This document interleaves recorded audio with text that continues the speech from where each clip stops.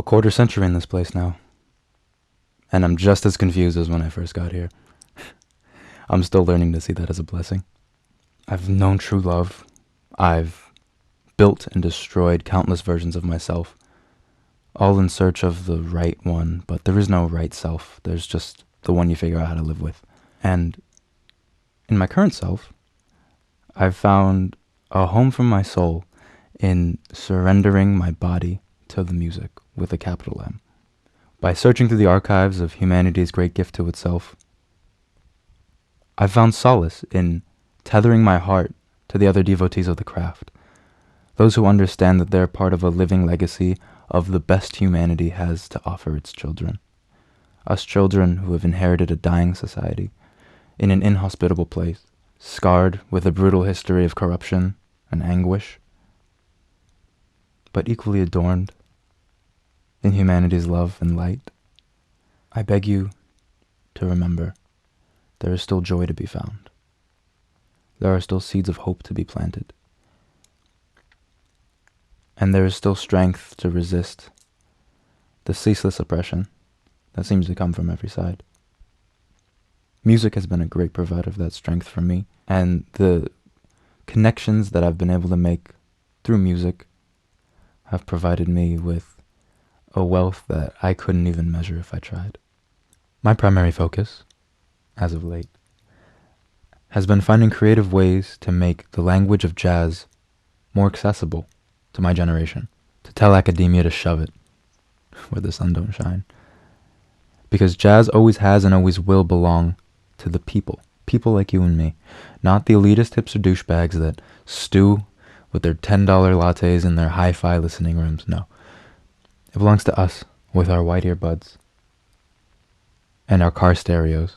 Jazz never died. It was just adopted by people who are dead inside. People who need to feel special so badly that they decided to gatekeep a rich language for explaining the complexities of the human condition all to themselves. A language that arose from the very conditions that people like them create in the first place.